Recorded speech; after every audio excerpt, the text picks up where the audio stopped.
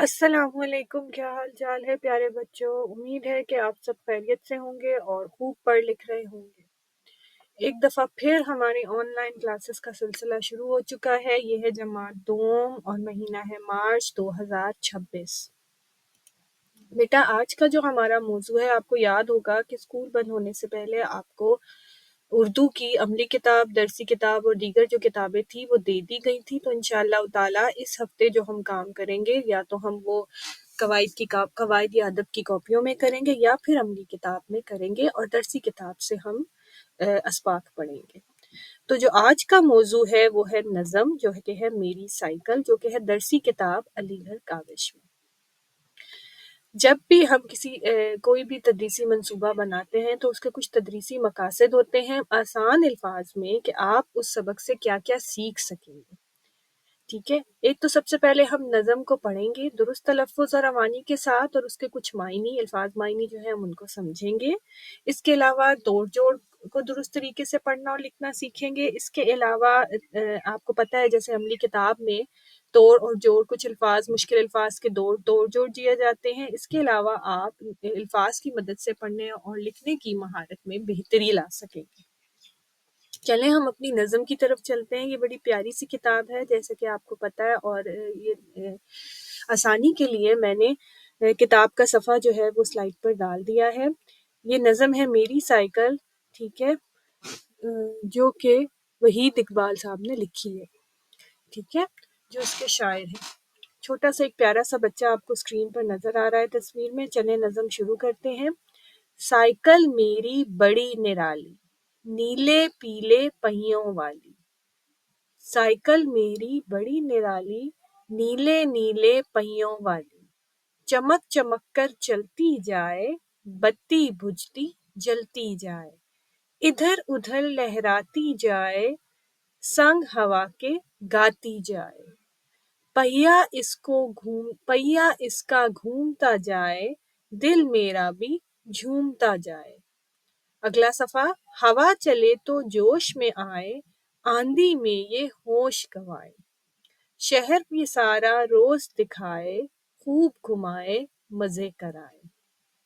ٹھیک ہے، اچھا، یہ جو نظم ہے آپ کو اندازہ ہو گیا کہ ایک سائیکل کے بارے میں ایک بچہ اپنی سائیکل کی خوبیاں بیان کر رہا ہے کہ سائیکل میری بڑی نرالی، میری سائیکل سب سے الگ ہے، سب سے جدا ہے، اور اس کے پہیوں کا رنگ کیا ہے؟ نیلے پیلے پہیوں والی۔ اس کے پہیوں کا رنگ نیلا ہے اور پیلا ہے۔ چمک چمک کر چلتی ہے، بتی بجھتی جلتی ہے۔ سائیکل کے اوپر آپ نے دیکھا ہوگا، آپ سب کے پاس سائیکل موجود ہوگی، تو اس میں ایک بتی بھی ہوتی ہے، ٹھیک ہے، جو کہ وہ بتا رہا ہے کہ بجھتی اور جلتی ہے۔ ادھر ادھر لہراتی جائے، سنگ ہوا کے گاتی جائے، مطلب بہت تیز چلتی ہے۔ اس کا مطلب یہ نہیں ہے کہ واقعی وہ ایک لہرا رہی ہے، بلکہ اس کا مطلب یہ ہے کہ سنگ کا مطلب ہوتا ہے ساتھ، ہوا کے ساتھ گاتی جائے، یعنی کہ بہت تیز چلتی ہے، ٹھیک ہے۔ پہیا اس کا گھومتا جائے، دل میرا بھی جھومتا جائے۔ یہاں پہ بچہ اس سائیکل کے ساتھ جو اس کا ایک تعلق ہے اس کو بیان کر رہا ہے کہ یہ جب اس کا پہیا گھومتا ہے تو ساتھ میرا دل بھی خوش ہوتا ہے۔ ہوا چلے تو جوش میں آئے، آندھی میں یہ ہوش گنوائے۔ ٹھیک ہے، تیز ہوا میں یہ اور زیادہ اڑتی ہوئی، یعنی کہ تیز چلتی ہوئی محسوس ہوتی ہے۔ شہر یہ سارا روز دکھائے، خوب گھمائے مزے کرائے۔ اور جب میں اس کو استعمال کرتا ہوں تو مجھے سارے شہر کی سیر کراتی ہے اور مجھے بہت مزہ آتا ہے۔ ہم نے اشعار کے مطلب بھی اپنی جماعت میں پچھلی جو نظمیں ہیں ان کے کیے ہوئے ہیں۔ اس کے علاوہ آپ کو پتہ ہے ہر سبق کے آخر میں اس کتاب میں تھوڑی سی دلچسپ معلومات دی جاتی ہیں۔ تو یہاں پہ ہم پڑھتے ہیں کہ پہلی سائیکل لکڑی سے بنائی گئی تھی، اور سائیکل چلاتے وقت ہیلمٹ پہننا بہت ضروری ہے۔ کیوں ضروری ہے؟ کیونکہ خدا نہ خواستہ اگر آپ گر جائیں تو آپ کے سر پہ چوٹ جو ہے وہ نہیں لگ سکتی۔ دنیا میں سائیکلوں کی تعداد کاروں سے 2 گنا ہے، یعنی کہ جتنی کاریں ہیں، اس کی ایک وجہ تو یہ ہے کہ کار کے لیے آپ کو زیادہ جگہ کی ضرورت پڑتی ہے، تو سائیکل جو ہے وہ چھوٹے موٹے راستوں سے آسانی سے نکل جاتی ہے، تو اس لیے شاید دنیا میں سائیکلوں کی تعداد جو ہے وہ کاروں سے 2 گنا ہے۔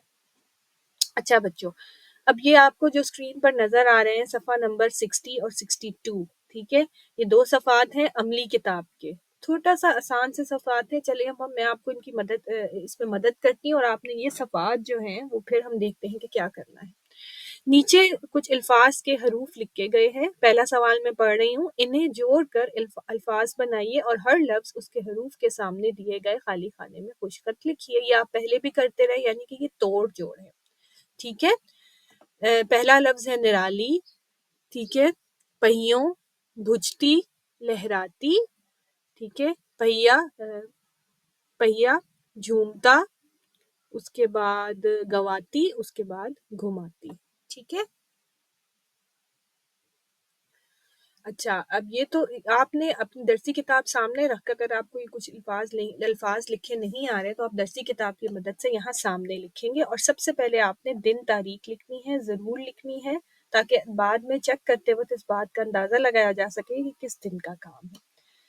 آسان سا دوسرا سوال ہے کہ نیچے دی گئی تصویروں کو لکیروں کے ذریعے ان کی صفات کے الفاظ کے ساتھ ملائیے، ٹھیک ہے۔ تصویریں ہیں بہت ساری اور ساتھ کچھ الفاظ لکھے ہوئے ہیں، جیسے گرم۔ اب گرم کیا ہوتا ہے؟ آپ کو کون سی تصویر نظر آ رہی ہے گرم میں؟ جی ہاں، چائے۔ صاف، پتلا، اداس، لمبا، ٹھنڈا، موٹا، خطرناک، چالاک اور سفید، ٹھیک ہے۔ یہ بہت آسان ہے، اس لیے میں آپ کو بتا نہیں رہی، پھر بھی اگر آپ کو کچھ نہ سمجھ آئے تو آپ پوچھ سکتے ہیں، ٹھیک ہے۔